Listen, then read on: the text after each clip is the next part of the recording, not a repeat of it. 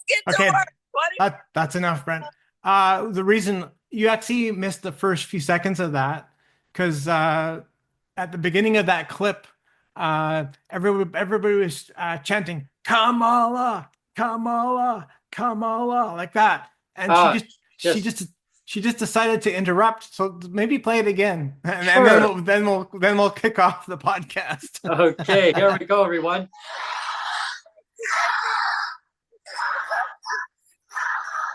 Let's vote. Let's get out the vote. Let's get out the vote. Yeah, see, they're all shouting Yeah. Kamala, Come on. Kamala.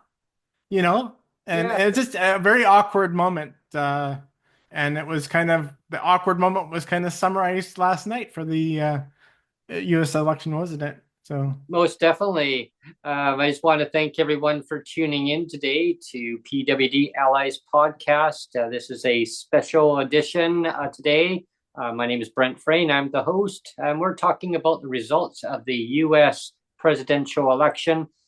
Donald J. Trump has won a second term. That's right, second term in the USA. And Canada is their direct ally. There's a huge trading partner with the U.S. And so the implications that are going to happen one way or another with Canada. Who knows what's going to happen with tariffs and all that stuff. And it was speaking about that, the implications. There's a sound clip that I want to play. we're all about the audiovisual today. Yes. And I'm just going to play a little clip here that I have from our Deputy Prime Minister, Krista Freeland. So she's going to just get a little clip here of what she has to say about migrants coming into Canada. About border security. Yes. Border security for Canada, yeah. Yeah, so here we go. Here. Okay. J.D. Vance has said it. Okay, here we are, everyone. Listen up. Donald Trump has promised mass deportations. J.D. Vance has said it would be reasonable to expect that they could deport 1 million people a year. Is the federal government planning there will be a surge of migrants crossing from the U.S. into Canada? Thanks for the question, Mackenzie. And again, what Americans choose to do, what America's incoming elected administration chooses to do in the United States is a decision for Americans and American leaders. The decision for Canadians and what's important for Canadians is to control our own border. And that is something that's really important. It's fundamental. And I do want to assure Canadians that we absolutely recognize the importance of border security and of controlling our own border, of controlling who comes into Canada and who doesn't. And we will do that. The RCMP has said that folks and we will do that with a Trump win, more people crossing. Just to ask again, is there a plan in place, or are you expecting that more people will be crossing from the U.S. to come to Canada to avoid being deported? What I am expecting is that Canadians expect us to control our border. Canadians quite rightly believe that it needs to be a decision of Canada and Canadians who comes to our country and who doesn't. And that is something that we absolutely have a plan to ensure. Yeah. Have a plan to ensure. Another good soundbite, but you don't necessarily believe it, right? Well, I'm quite concerned with, 1 million migrants in a year coming into Canada. And right now, we already have a huge housing crisis going on to provide housing for our own citizens here. There's nothing wrong with, migrants coming in, because, Canada has always been known to have a lot of immigration coming into Canada. Even since I was a kid, but that many people coming in, we just can't provide all the resources and housing for massive amount of people coming into Canada. So I agree with the deputy minister on that. About tightening the border security to a point. Having so many coming in, but not massive amounts. And that's what I'm concerned about. Yeah, but the other part of it too is, obviously Canada didn't care when they totally relaxed immigration during COVID. Yes. It just got stupid, right? Yeah. But before we get too far ahead of ourselves, the reason why we're doing this podcast today, I mean, it seems kind of, I mean, we're two Canadian guys, right? Yeah. And like, what do we know about American politics? Maybe nothing. But the reason why I really wanted to do a podcast today is number one, I actually reached out to Aaron Richmond before we decided to do a show today. And Aaron Richmond, he's great. He's got his own podcast on Aaron's Opinion. You can look him up on our own playlist. Because he has come on the podcast here a couple of times. Great, I mean he's a great guy. He is. I love his podcast too. But he's an American, so and he's very opinionated. So I thought, like, why not have him on the show and have an American's perspective on kind of what happened last night. And I just want to say that, I mean, he says, I'm always really excited to come on your podcast. He says it's nothing to do about that, but he said, he did make a clear point and say, what, he's always very willing to share his opinion because he's very opinionated. He's not shy about sharing his opinion. In fact, like he said, like, I am a Trump supporter and I'm very proud to be a Trump supporter and all that. But he did say that the reason why he didn't want to come on is that he doesn't want to kind of stir up division or or because he says, like, after what happened last night, I mean, the country is divided, right? Right. And I mean, everybody there's always this thing that everybody says is like, never talk about American politics, because even like American politics ends up really dividing families even. I mean, maybe a little bit here too, but not as much. And maybe part of the reason why is because they have a two-party system only, and here in Canada we have like 3 and 4 and 5 parties, sometimes. So of course you're going to get that 50-50 split, and and people are kind of surprised, but honestly, I am not surprised.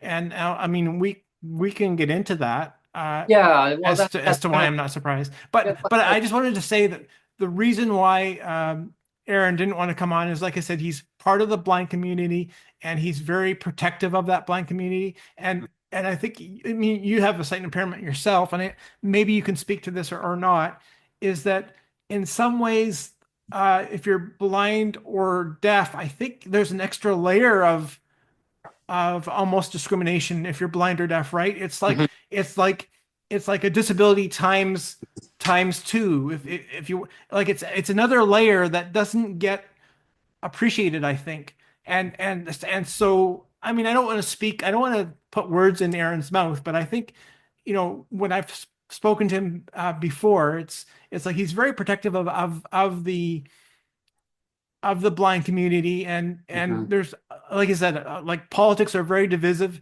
and he doesn't want to be stir up that division, and I appreciate that, and I can understand that. And I mean, but having said that, it's not that he's not comfortable coming on the podcast. He's just not comfortable coming on the podcast right now, because he's quite willing to share his opinion. And in fact, he said, like, I could openly share his thoughts. Yeah. I could be his conduit here on today's podcast and kind of share what we talked about. But he said just right now he wants to wait until maybe after Trump has been inaugurated and then everything's kind of calmed down, and then he won't feel responsible for causing more division in the disabled community. So that's kind of why he didn't want to come on today. Oh, okay. Yeah. And with that being said, Neil, it's like what goes on in Canada it's like the same. Like, I'm glad you mentioned that, because it's like having a guest on saying, well, why would you have? Now I'm just randomly pick a name out here. So why would you have Pierre Poilievre come on, Brent, versus Justin Trudeau? Like, I'm a Justin Trudeau supporter. I'm not a Pierre Poilievre, or vice versa. And so I understand kind of what's happening on that angle. Or in BC, in British Columbia, it's like saying, well, why would you have why would you have John Rustad come on, where or I'm a David Eby supporter. I mean, vice versa, or like certain guests, like like, is it just NDP, or is it just the BC Conservatives, or is it BC Greens? Right now, we only have the three here in BC, because the BC Liberal Party, Kevin Falcon, the leader, he had folded the tent, and unfortunately, everyone lost their jobs out of there. But that's all political, right? But it comes down to the deviceness. Like, it's like PWD against PWD. Well, you choose market housing. Well, why don't you want supportive housing or subsidized housing, where you can pay cheaper rent? Oh, you want to pay higher market rent, right? And so it's that divide. But when it comes down to the of having Aaron on, I'm looking forward to the opportunity of when Aaron does come on, because listening to Aaron's opinion, I love his viewpoints. But I'm glad that you mentioned about like sight impairment or visual impairment, like blind or visually impaired. As a person who is sight impaired, I'm not fully blind myself. When I was born, all I could see was shadows. I used to walk into walls, thinking there was a door. I could see a door, and I was like double vision for a while, and it was scary. I have like just memories of that happening, and I didn't know. I was confused. I didn't know what was happening. I had corrective surgery done. It didn't correct my condition. It just corrected my pupils so that I would see straight, rather than it being all over the place. It still left me with my condition, which is uncurable. But that's just who I am. It's my life, what I know. I wouldn't know anything different. And I kind of talked about that part in the podcast before. But it's something that I navigate with throughout my life, and having other people share their perspectives on that, who are sight impaired, because there's so many different eye conditions out there. Oh my gosh. And with mine, it's unfortunately, scientists haven't found a cure for it. I remember going to an optometrist one time, and then I went to an ophthalmologist. They claimed that they knew my eye condition. Oh, well, we could just do laser surgery on you, Brent, and we'll give you 20/20 vision. No, like, that's not going to cure my eye condition, which it wouldn't. I never agreed to it. So I walked out of the office.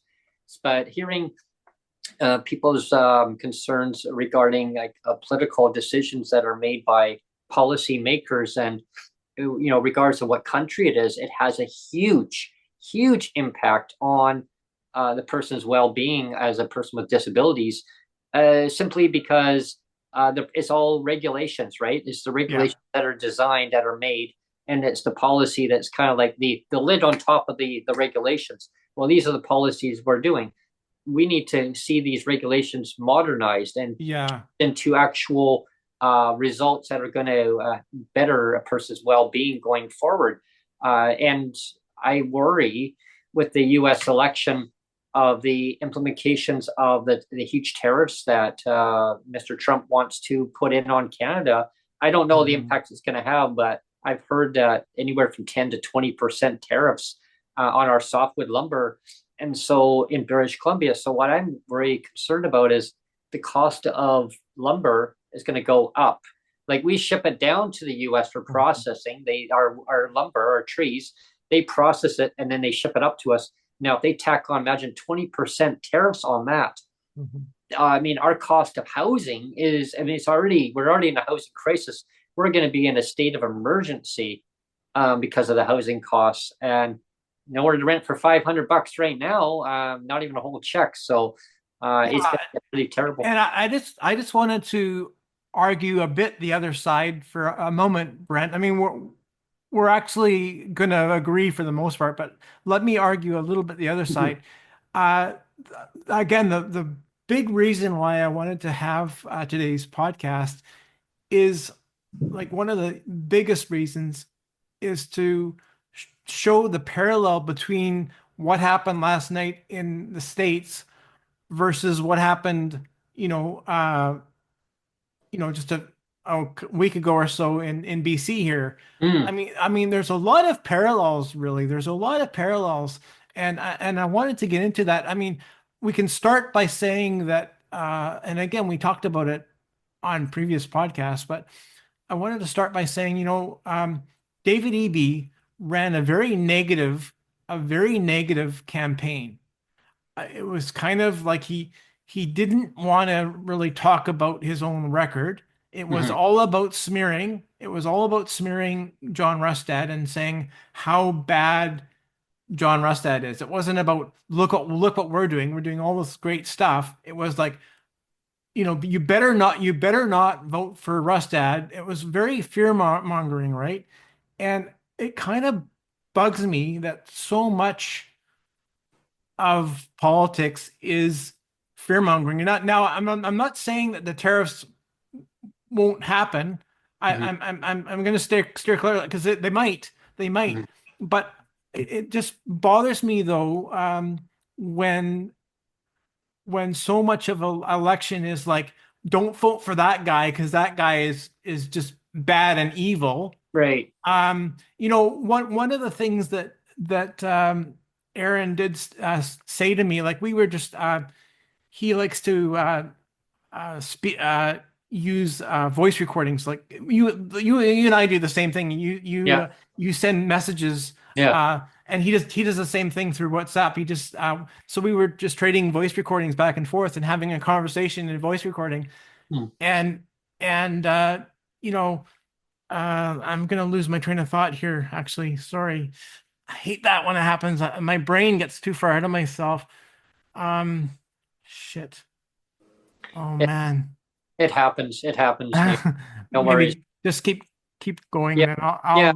I'll No, it's like the parallels when it comes to yeah, like voting for such and such a person, saying, well, vote for me because I have your best interests. yeah, Well, the other one was as well, the economy's suffering, people are hurting, they're struggling, they yeah, can't put food on the table. But the other one says, yeah, but vote for me because I'll make it better because the other one made it too expensive for everybody. Oh, yeah, but don't vote for the other party, the other one, because well, yeah.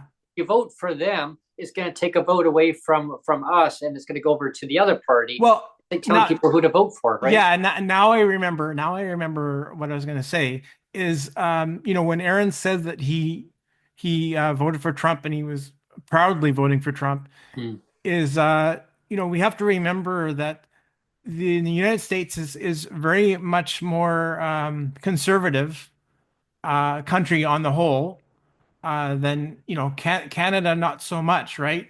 Hmm. But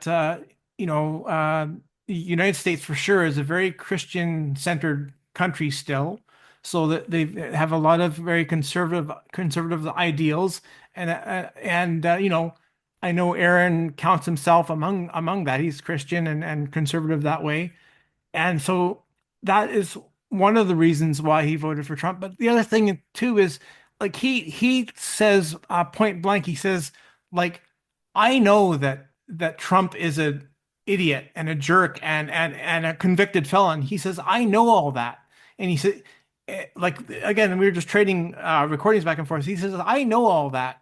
Hmm. And but he says like, and he says, I would rather have a much better option to vote for, because he says like, I know that Trump is a jerk and an idiot and all the rest of it, but he says in comparison to Kamala Harris, he says Trump is still the better option. And so what does that say? What does that say when somebody says, if when you compare two bad options, and Trump is still the better option. I mean, again, we can draw parallels to the BC election that we just had. Hmm. Same thing. I mean, I Yeah. think, It I was think, razor thin, eh? It was really, yeah, I think EB thought he was gonna walk away with it, walk away with the election like last time, without realizing, you know what, the electoral people, they're smart. And people, I think people in Canada today, or even in the States, are going to say, like, what's wrong with the American people? They're idiots. Well, the fact of the matter is they're not idiots. People vote the way they're going to vote for a reason, because they really did think that Trump was the far better option, obviously, right? And so you can't say that people are idiots for voting for Trump, or for example, people are idiots for voting for Rustad. Again, people voted for Rustad for a very good reason, because they didn't like what EB was doing, you know? Mhm. Um, Well, and I mean, yeah, people were so like priced out, right? And so, like, well, the administration, like, I'll refer to BC just for instance. So when the administration was in, people were hurting, they're suffering. They've seen the cost of living go skyrocketing through the roof.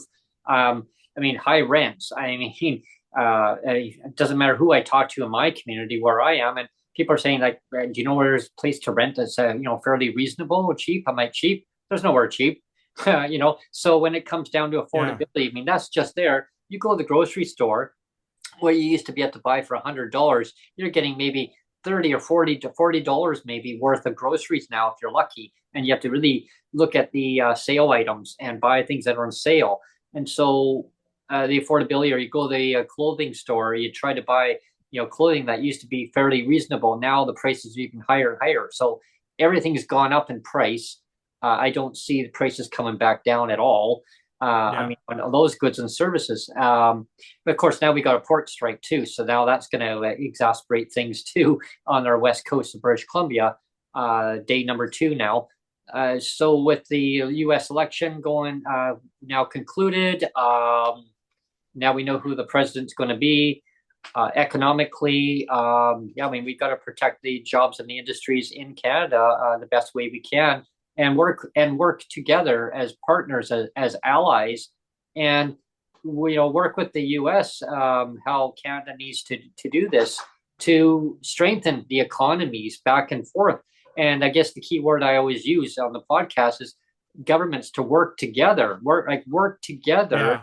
find a solution that works good for both both countries.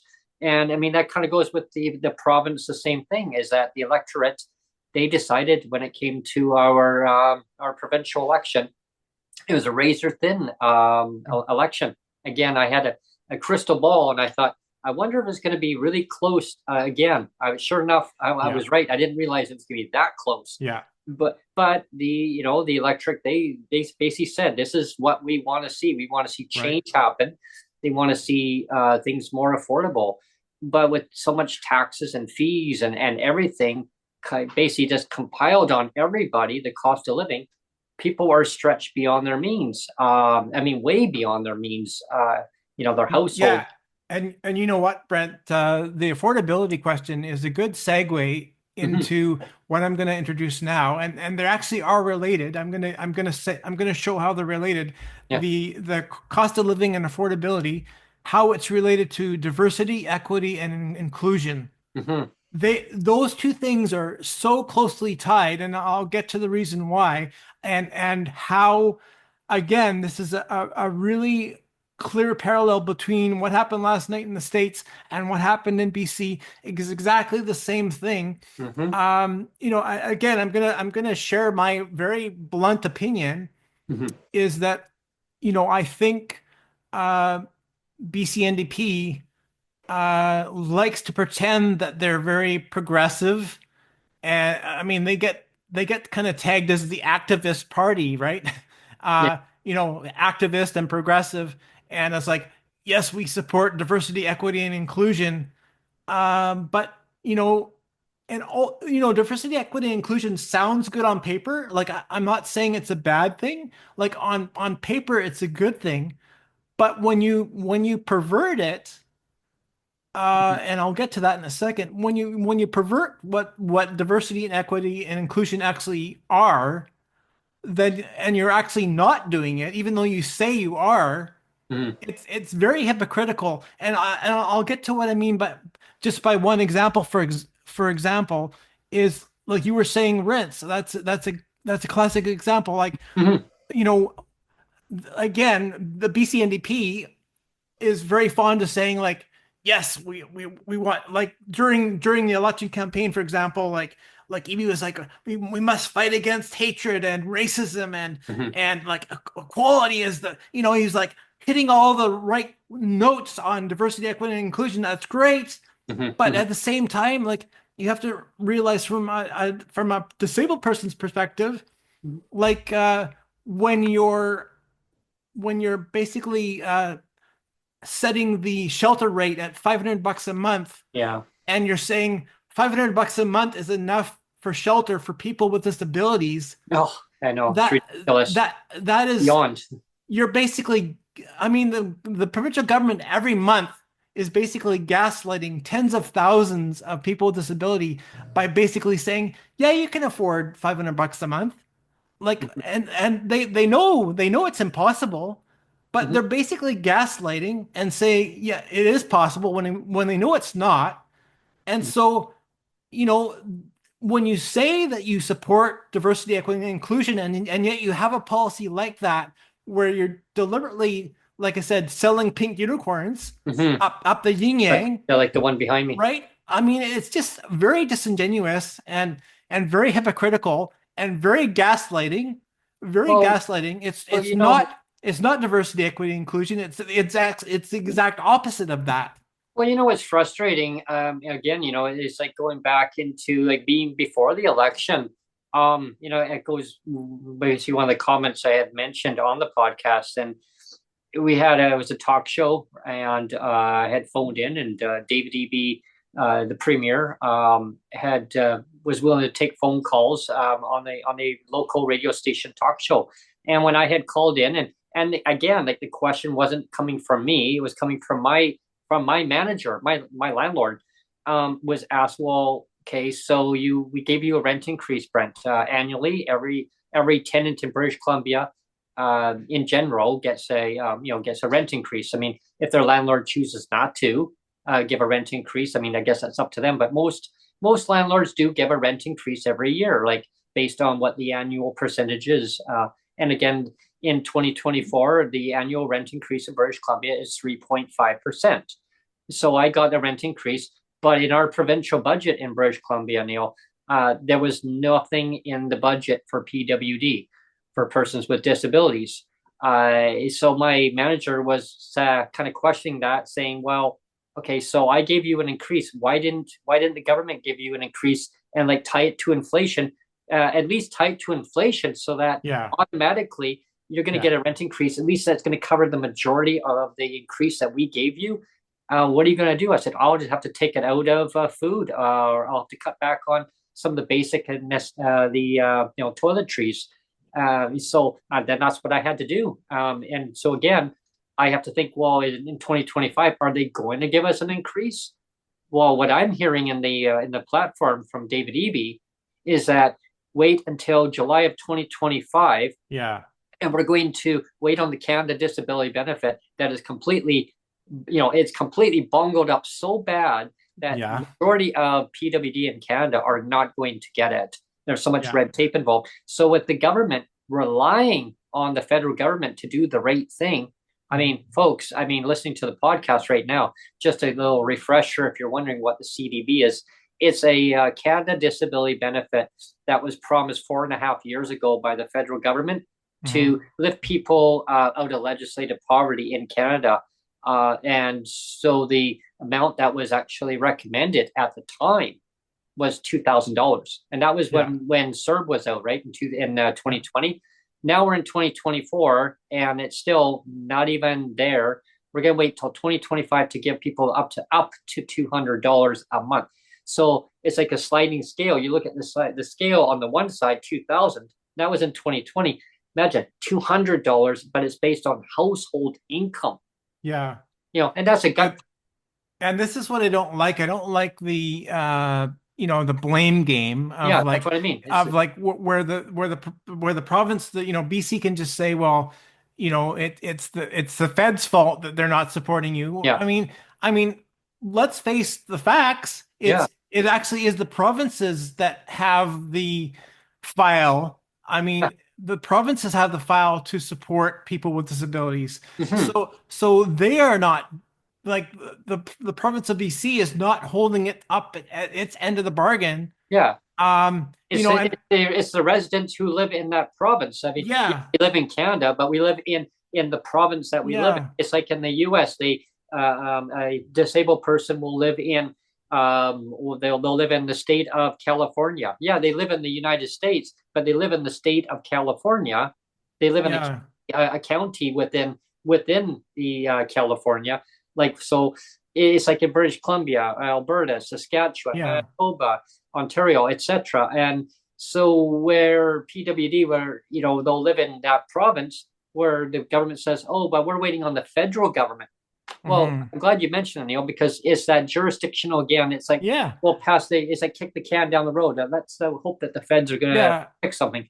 And that's why I always talk about pink unicorns all the time. I mean, again, if we want to draw a parallel, we can draw lots of parallels. And Oh yeah, this is why we're doing the podcast today, to show the parallels. yes, It's like with the American election. hmm um, there was some I forget where I saw that. I think it was maybe a poll that was on CNN or something. I'm not really sure where I saw it. It was somewhere online, and it was before, a couple of days before the election, before the vote of the American election, and the question was asked, is like who do you trust to fix the economy mm, and the affordability problem?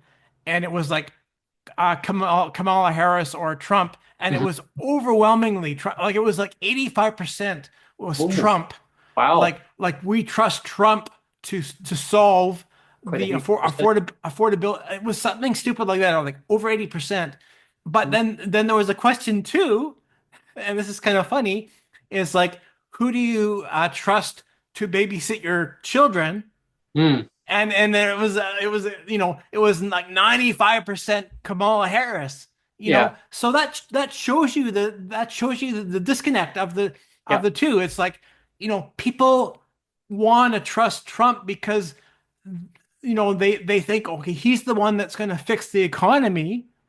I trust him to fix the economy, but like, I don't trust him as far as I can throw him, as far as, like, looking after my kids. Like, mhm, he's a an idiot that way. So I'm not going to trust him that way. So it's just interesting to see that divide of, yeah. like, I can trust that person in one way, but not trust the person in the other way. Well, I'm glad you mentioned that part too, because it's like that parallel where, like, I'm looking at the platforms of the BC NDP in British Columbia, and I looked at the Green Party, and then I looked at the Conservative BC Conservative Party, and the BC Conservative Party had nothing in their platform for PWD at all. Like, there was no mention at all, nothing, not even one word about lifting people out of poverty, out of legislated poverty, that is. Then there was the BC NDP, who didn't say, they said the word like a sound bite of poverty, but there was like a reference of like the federal budget, or the federal amount in July of 2025.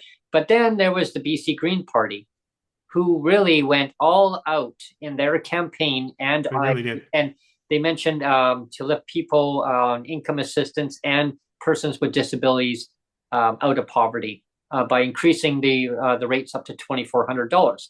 But I guess the question I had was, at the time, which seemed kind of vague, where is it a top up to $2,400, or is that $2,400 on top of the current Mhm. provincial disability benefits? Now, if that was the case, it would be over $3,000. Mhm. Now, in reality, rents, alone, and now, like a one bedroom, I was just recently looking at that yesterday. $2,150 for a one bedroom. Mhm. In some places you can get it for a two bedroom, but there are places that kind of run down, and so you have to kind of wonder. But again, PWD $500 Yeah. out of that allowance out of their check. They have to use the rest of the support to basically pay that market rent. And a lot of landlords now looking at that say, no, we don't want you using your support. Right. And then there's another podcast that we're going to be doing in the near future, which I'm really looking forward to. So I want people to tune into that one. We're going to be talking about corporate landlords and the amount that they require you to rent at their place, that you need to show proof that you have to have X amount of dollars. And I'm not going to say yet because kind of it's a little segue, but I don't want to give it away. I know the answer. But they're going to require you to have so much to rent at a place that was built, in some cases, 1960s. Yeah. 1960s. Yeah. Yeah. Yeah. I wanted to get back to, I mean, this whole thing is related, but I wanted to get back to the whole conversation about affordability versus diversity, equity, and inclusion. And I know I'm kind of harping on that, but there is a reason why. And I know it might seem stupid. I mean, I realize that I'm a white guy and you're a white guy. And it's like, what are two white guys talking about diversity, equity, and inclusion? I mean, that doesn't seem right to me. And I mean, that's fair comment, but I'll get to why I'm harping on that so much is that, again, if we go to the American election, so much of the election, they were talking about kind of the race divide, as far as like which race of people is going to vote for this person or this person. Like for example, they were saying, that I think Kamala has the Hispanic vote, and I think Kamala has the black vote, the person of color vote. And there's all that conversation going on, right? Yeah. And again, we can draw the same parallels here in BC as well. I mean, those kind of conversations kind of are the same, but what I wanted to get to is, I think last night proved, like, if you're looking at the American election, for everybody that thought that, Kamala was going to win, the person of color vote or all that. I mean, obviously that was proven wrong, right? Because they actually showed that actually Trump did win a lot of I don't want to hesitate to use the word racial profiling vote, but you know what I mean? Yes. Like he won a lot of those votes versus Kamala, and you think, well, why is that? And I mean, I think the answer to that is very simple. It's the fact that, the American people, and I'll say even the Canadian people, we're the same, is that American people are valuing affordability way more than they are the race card. It's like they're putting a higher standard or higher value on, is my life more affordable now, or can it be if I vote for this person, versus like it doesn't seem like the race thing is a big issue, really. I mean, it's kind of put out that way as it's an important thing, and it is. I'm not saying totally throw it out, but it just, like, last night proved that, this whole, and I think EB was guilty of that. Like I said, he likes to trump out the whole thing of let's stamp out hate and violence and all this kind of, like, discrimination. I mean, that's good. I mean, you're saying the right words. But when you actually don't back up your words with the right definition of what diversity, equity, and inclusion are, like I said, if you go back to the fact that you're forcing people onto disability, you're saying, $500 is possible for shelter. It's clearly not. So that's a pink unicorn, and you basically are, every month, you're basically gaslighting, tens of thousands of people with disabilities. You're saying it's possible when it's not. And so you're gaslighting, and you're basically throwing diversity and equity and inclusion under the bus every month, every day, every day the government does this, the provincial government does this, they're throwing diversity, equity, and inclusion under the bus. And I just wanted to make the if we, again we always talk about the way back machine, right? Going into the way back machine. Yeah, the like time machine. yeah, like you and I are old enough, Brent. Like you and I are about the same age. Like I'm 56, and I don't know you're roughly the same age. I mean, if I go 1 year less. if I go back to when I was in grade school and like elementary and high school, Mhm. you know, when we had persons of color in the classroom, we like, for example, I had a lot of Asian. There was a lot of Asian students, for example, in the 70s and 80s. There was a lot of Asian makeup in each of the classrooms, right? But like there, like nobody cared. I'm gonna make my like like nobody is like, oh wow, like it's a huge deal that this person is Asian, Mhm. and I mean, and nowadays, like people get offended by race so much easier. Like you know what I mean? Like Yeah, it's like there's all this kind of racial training. Like, are you a racist? Like yeah. like people are so put off by you have to respect diversity, equity, inclusion. Like they're all saying the right things. Like I said, they're Mhm. saying the right things, but yet they're throwing it under the bus. Yeah, I mean, They're I throwing remember it under the bus. when I was in elementary school, I had two Asian well, ladies in there, and one little Asian kid there, and I used to play with them all the time. It was so much fun. It'd be they were kicking around a little soccer ball, and it was so much fun. And Yeah, of course, and we had an Asian lady, well, it's a lady now, but I mean, child, a little Asian girl back then. I'm not sure what descent, and nothing against if I get the yeah. terminology wrong. A lot of them were either Chinese or Korean. Were the Yeah, there was two main. I would say.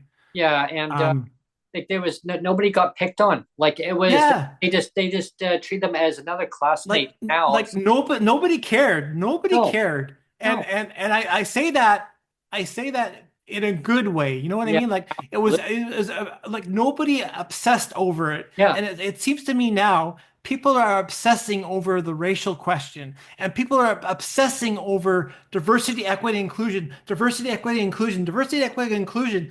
They say all that, Hmm. and yet, like I say, they throw diversity, equity, inclusion under the bus every damn day, Hmm. every damn day. And again, I have that example of like, forcing people with disabilities to say, yes, you can afford to find a place to rent for $500. Hmm. I'm sorry, no, you can't. So again, you're throwing diversity, equity, inclusion under the bus Yep. every damn day. And every month that goes on where people with disabilities have to spend or have to, all of their PWD check, their $1,500 is all on rent, Hmm. and they have like 1 to 2 or 5% left of their check Yeah. because they're If you're wasting it lucky. all on rent. If you're lucky, Yeah. yeah, if you're lucky, this idea that you know for EB to say yes, we support diversity, equity, and inclusion. No, you don't. No, you don't. Don't lie. Don't lie. You're saying an untruth. You're saying pink unicorns. That is the truth. You're saying pink unicorns. You don't support diversity, equity, inclusion. You never have. You never have. That's the truth. You never have. Hmm. The only time Canada really supported diversity, equity, and inclusion is when it was never a thing in the 70s and 80s when, like I said, there was lots of people from China and Korea or whatever, and nobody cared. Nobody Hmm. cared. And now all of a sudden, people are like diversity, equity, inclusion, and like, but everybody cares like so much, and Hmm. it's like so perverted now. It's like, You know what I mean? Like, yeah, I don't know if I'm going on a big no, rant, but it's just so no, stupid. It's so stupid to me. and it makes, I know it makes total zero sense at all, because I used to have these discussions with my mom and some of our neighbors in the neighborhood that I lived in. And I didn't know a lot about how government stuff would work back then. I didn't know about what seniors like pensions were, about disability pensions were. But I got to learn pretty quick, because one of my neighbors had just turned the eligible age to get their pension, and it was administered by the BC government, but of course on behalf of the federal government. They have their own units there, but it's still a federal pension. But you had your BC counterparts who administered the stuff. You'd have to go in. So when I found this out, that PWD, and that was before that I was that my doctor had got me onto provincial disability benefits, after I was kicking and screaming and biting and hollering and scratching, and I said no, like like this is like the work that I was doing, and I was told, well, eventually you're not going to be able to do that work any longer, Brent. So you may want to look at doing this. And the college I was going to at the time said the same thing, Brent. You might want to look at this, okay? Like your mind is saying yes, yes, yes, and your body's saying no, you cannot do this. You've now proven to us that you academically, there's you can do courses, but the work that goes along with it, my mind kept saying, oh yeah, I can do it. And it got to a point where one of my employers I went to, I did a career move.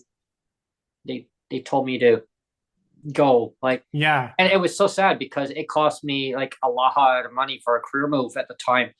My mom never let me down. Well, she never, I mean, she let me down on that, like, and would let it, kind of leave it alone. And I said, like, go away, like, leave the situation alone. She goes, you're not thinking, Brent. You're not thinking. Your mind is saying yes, and my body said no. And anyway, long story short was decision making based on the scenario. I figured, yeah, I had this, and it's like having a PWD. You can make better decisions if you have the financial means, saying, yeah, I can go and do this, but not giving a rate increase. It stops a person from making those proper decisions of where they want to live. Can they afford a place, or do you get trapped into where you are? It's like the situation that I was in back then. I was trapped in a situation where I worked with a friend of mine. Then I ended up working back in the industry that I had left because I did a career move, knowing that I couldn't do the job. But my mind I said, no, I did a career move. Now I'm stuck in a new city altogether, and I had no family around me, no nothing. So I kept pushing myself, and Brent, you're messing up. You're not fast enough. We need you to do all this prep work. Brent, people, and then nothing against any race. I just want to make this very clear. But one of my bosses at the time had said, Brent, people in Ethiopia, people in China, they're going to be starving if you're going to take forever doing something. Yeah. I had tears coming down my face because I knew I couldn't go fast enough. I had hand and eye coordination. I wasn't fast enough cutting things up, and they wanted me to cut up all these vegetables, like get lettuce, cut it all up, and carrots, cucumbers, you name it, tomatoes. They wanted a slicer machine. Well, I was so careful, like, oh God, so they got me out of there, and they said, well, here, we're going to throw you out dealing with the customers. You like dealing with customers? They threw me out there. Well, then they told me to be fast to memorize things. And you know what I've noticed too, Brent, is I think there's quite a few job postings out there where the physical labor is not a component. You can I can't give an example, but where physical labor is not a component of the job description at all. Mm-hmm. But yet they'll put in the description, must be able to lift 50 pounds. Yeah. Even though it has nothing to do with the job description whatsoever, for a fact you'll never be lifting any boxes at all. Mm-hmm. But they deliberately put stuff in there of must be able to lift 50 pounds so that they automatically discriminate against people with disabilities. And they're like, that's a requirement of the job. Sorry. Mm-hmm. When they know damn well it's not a requirement of the job, they just want to screen all the people with disabilities out. Well, yeah, and that kind of goes with what kind of what I was going to mention is, well, I'm mentioning now, but where I'd have these discussions, like say, going back to like a guaranteed disability pension, and we've talked about that in a previous podcast where they used to be pensions, disability pensions, and I didn't understand. Well, um, like why people with disability can't have the kind of housing that seniors have, like when it comes to like rent geared to income. And because you have the shelter portion, apparently PWD do not qualify. If you have the shelter portion, you do not qualify for subsidized housing if you are in market housing, if you pay market rent. My mom and I argue. We could have that. We could have that, but the government chooses not to. Well, my mom and I used to argue about that. And she says, why don't you have that? I said, I don't know. I said, I found out apparently you don't get that. So we'd go down and she'd talk to her pensioner, her worker. And the worker would say, well, no, unfortunately, PWD do not get that. It's in regulations. And then the worker even said it can be changed just like that. She even said that came from the worker, just like that. She said one stroke of a pen or a keystroke on a computer, done. It's all pink unicorns, Brent. The whole thing is pink unicorns. I always talk about pink unicorns all the time. But you realize how much of what provincial governments do is pink unicorns. And again, this goes back to the diversity, equity, and inclusion, the whole bit, because if you say again that people with disabilities, you can afford rent at $500 a month shelter. I mean, that is a huge, massive pink unicorn. And so if you say you support diversity, equity, and inclusion, you are lying. It's a bold-faced lie. 100% lie. I went to 18 landlords before our management companies, before we had to move to Victoria. 18, folks, 18 places. And guess what? They all said, you either had to be making a certain amount of money, and we'll be talking on another podcast about this, or the manager or the management company would say, if they didn't go with the one scenario that I'm going to be talking about in a future podcast, or they didn't want PWD to be using their support portion, to pay the rent. So they said, why is the government only giving you $375? And that was $375 at the time. That was that way for eons, right? And the government's had every excuse. All those magic little soundbite words. It's not economically time. It's the government has to be fiscally responsible. I mean, whatever the case may be, always excuses. And I remember one of the advocates way back when had questioned the government and said, well, your ministers are complaining that they can't even rent for $1,000. Yeah, I know. And the question was, oh, well, we can't rent anywhere for $1,000. Now they're getting $2,500. Yeah. One of them. Yeah, I know. And I mean, and so, you're in that boat, Brent, where you've been turned down for places because you had landlords say, I'm sorry, Brent, you're not making enough money. Yeah. I can't rent to you. I mean, that's happening a lot. So that's automatic discrimination, automatic denial of a living, a secure place to live, because the governments don't care. The provincial governments don't care. They believe in pink unicorns. They say they believe in diversity, equity, and inclusion. But again, like I said, that's a lie, and I hate to keep harping on that, but it's so important. But it's so true. It's so. I mean, I want to bang that drum for the whole. I mean, we're almost out at the end of the podcast, but almost. But I think it's important to bang that drum. There was a place that I went to, that I was renting from in Nanaimo, British Columbia. Okay, the same company. Okay, I'm not going to say which one because I don't want the place to get bombarded with applications. But I rented from them, and before we left Nanaimo, we inquired and they had a new management group that were actually running the same building. So I went back and I was just I was just wondering if you had any places for rent, because your advertising said from the to, and then like from and to the amount. So what does this mean? Like one was and the rents were like so much lower than they are now. And like, well, one's renovated and one's not renovated. Okay, but what is your source of income? Well, this is what I get from provincial disability. Oh yeah, you got to be making more than that. I guess we could rent to you, but I don't want you using your support portion. That's pretty pathetic. And this came from a management company. They said this is really pathetic amount for you to get by on. I mean, what are you going to live on? I mean, well, as long as I put a roof over my head, does it really matter? I said, as long as I pay you your rent. Well, yeah, but I want you to be able to live comfortably. And this is from the same management company that had no problem renting to us before.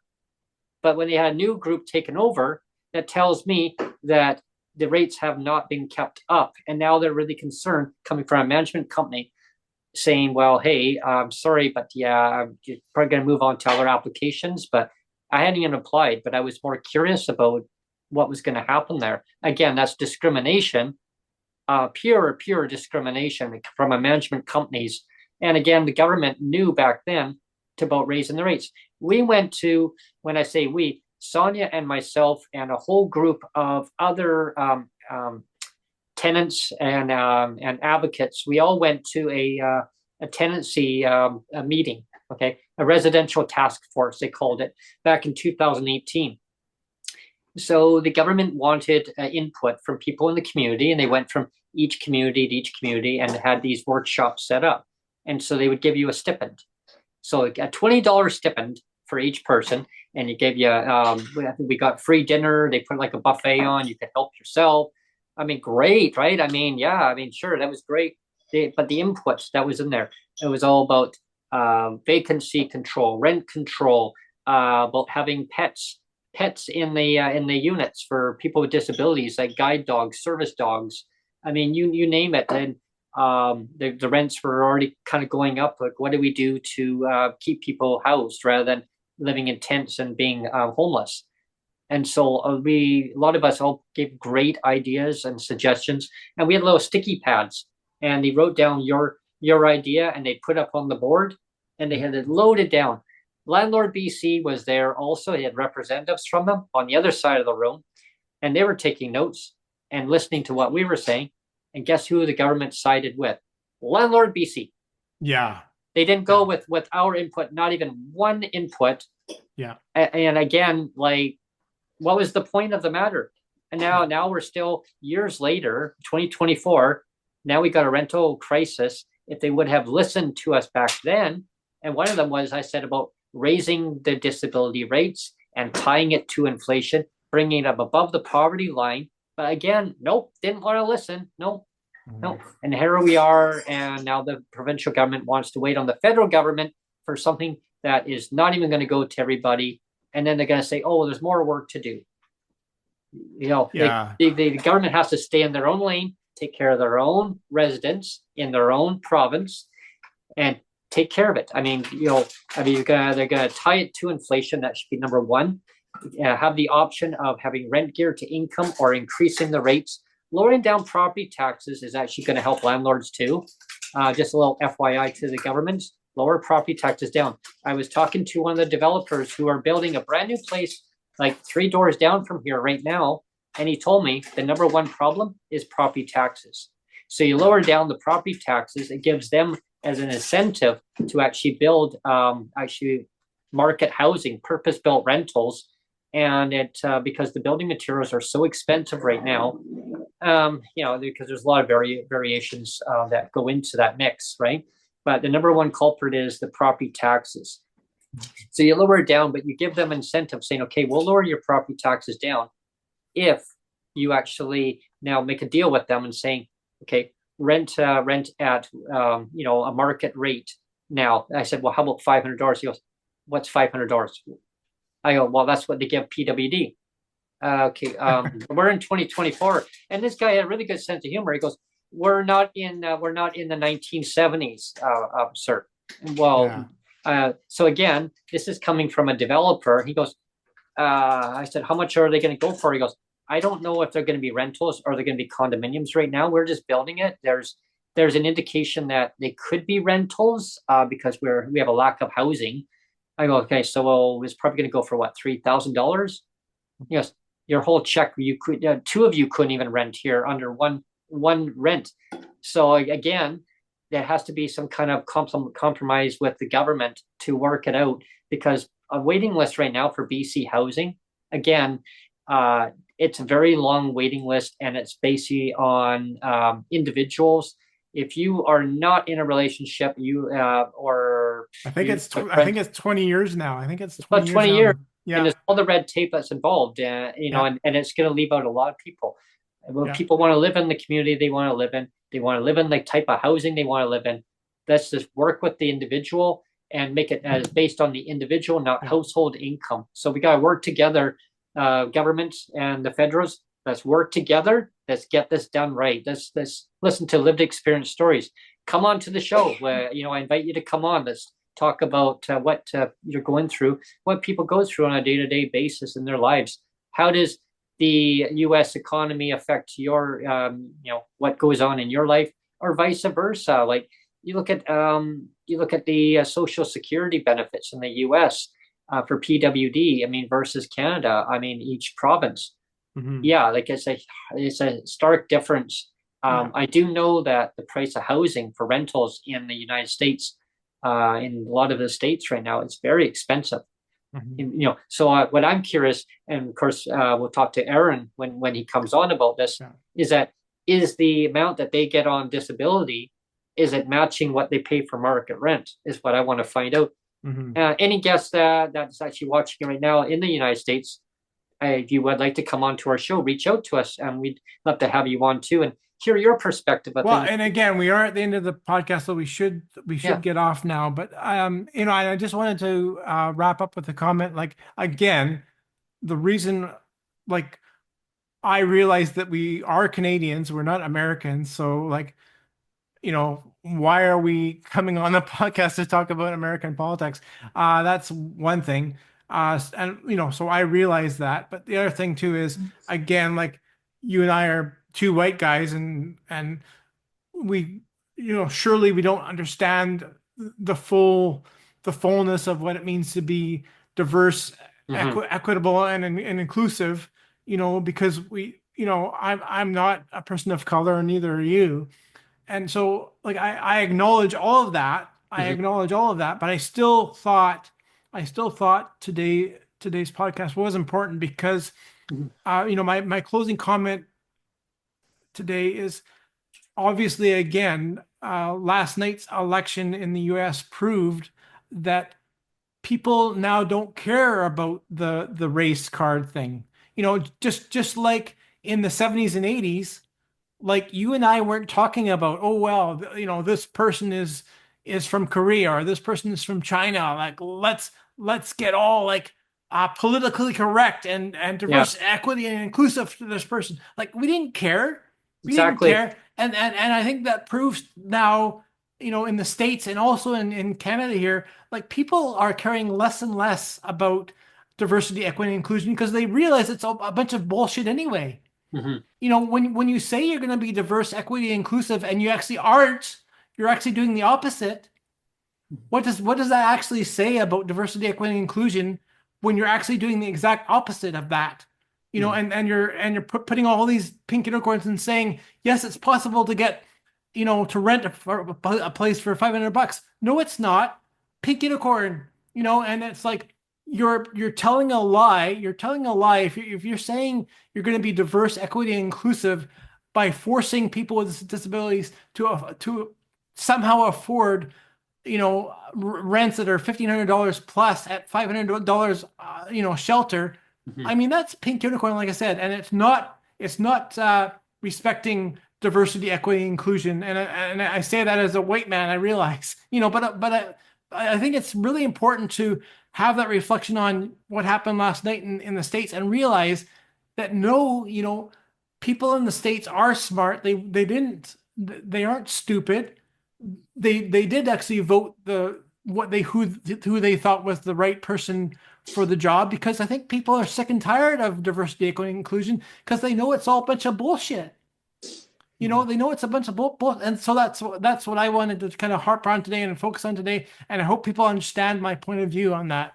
Mm-hmm. Thanks, Neil. My ending comments is just to summarize it all is people voted basically on affordability, Yeah, all the cost of living, and I think they just kind of blocked out all the races, like all the different races and everything else. They just looked at what's affecting their lives right now, and I think that Donald Trump had basically just said, well, you know what, yeah, I'm going to make things better, make America better.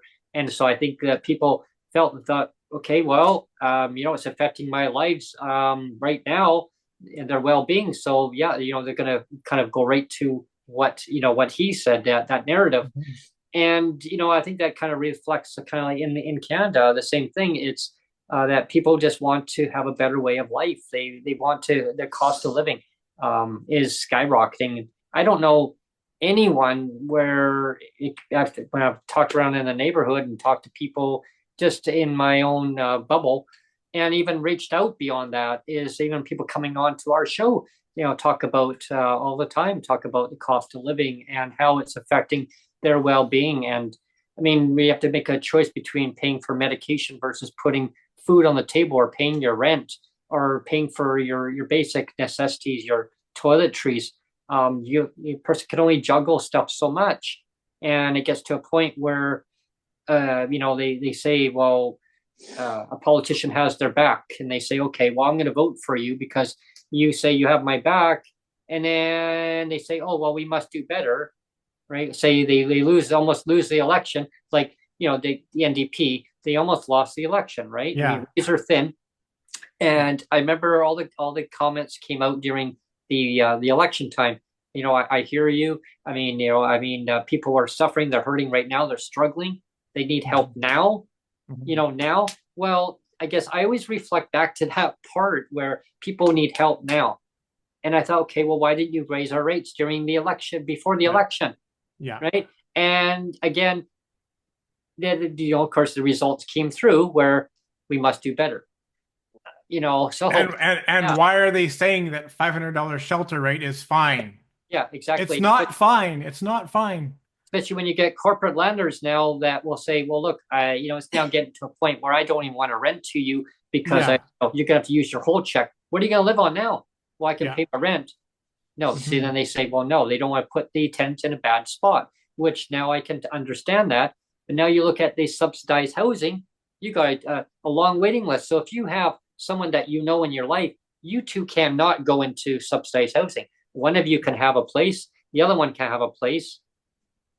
Yeah, so it's built-in discrimination, right? But the governments will say, don't call it discrimination, Neil. Don't call it discrimination. I mean, we all know it's discrimination, but they're like, don't call it discrimination. Yeah. Like, you better not. But it is. And then they wonder why so many people are living in tents, and they're living in their vehicles, or they're living on bus benches. Every morning I'll go for a walk. The same person is sitting at the bus bench, had a sleeping bag right there. They were crashed out. They have a nice glass awning over top. They call it shelters. I don't like the word shelters, because the reason why I don't like the word shelters is because it reminds me of the government with that shelter. You get rid of the word shelter. It's one check, everyone. One check. Okay. Out of that one component, there's a part called shelter, part called support. Okay. You pay your landlord. Doesn't matter how it's divided up. You pay your rent. But that word shelter is included. So the amount that they give you for your rent amount, shelter, is included in that full amount. It's not on top. It's included. Is that part of inclusivity, Brent? Nope. That's diversity, equity, and inclusion. It's called discrimination. It's total discrimination. But again, the gentleman I basically see every day, he gets up, and one day, 2 days ago, he wasn't there. I guess he got booted out sooner than I got there, but I'd see him quite a bit. And he has nowhere else to live. He said he can't afford the high market rent. He's PWD, and the government does not give him his shelter because he doesn't have a fixed address. And so now he goes to a landlord saying, well, can you rent to me? They'll say, well, how much income do you have? So now he has to show his income less the $500 off of it. Yeah. And so he says, well, if you give me a place, I'll get that $500. So they say, okay, well, so this is the amount that you have left to live on? Yeah. But you get $500 more if we give you a place to live. He goes, no. They're like, no. So right again, that's like totally messed up, right? Mm-hmm. So he's going to look around for a family-sized tent where he can put in one part of his tent, he can put his heater and everything else. I said, well, you can't use propane in there, man. You're gonna have a big problem. So I don't know. Like, I don't have the solution to the homeless problem. It's very dynamic, but I do have a solution to the PWD rates. Just raise them. Listen to the lived experience. Do the right thing. Provinces, take care of your own residents. Don't worry about the federal government. Yeah. Do not wait on the federal government. We waited 4.5 years. Nothing's been done. That's like saying you're going to buy a lottery ticket and, I'm guaranteed, but I got to wait until July of next year of 2025. They're going to fix it. I have all faith that they're going to fix it. Let's be real, Brent. Let's be real, Brent. It actually, when it comes to clawbacks, it's been 30 years, three decades. It's not a matter of it's like 3 or 4 years. It's been 3 decades, 30 years of clawbacks and pink unicorns. So like this idea that we're still waiting on the provincial government after 30 years of doing the wrong thing on purpose. Let's say that again, doing the wrong thing on purpose for 30 years, but don't call it discrimination. Don't call it discrimination, Neil. Even though we're doing the wrong thing on purpose for the last 30 years, don't call it discrimination. So anyway, we got to get off, or I'm going to blow my top. Well, thanks everyone for tuning in today. Hope you enjoyed the valued entertainment on the podcast. Stay tuned for more great episodes coming up soon. So I hope you enjoy your day. Please subscribe, and share the channel, and be part of the solution. Your ideas, your lived experience stories, please come on and share them with us, and give us ideas about holding the government accountable to help better your life and your well-being. Thank you. Take care, everyone.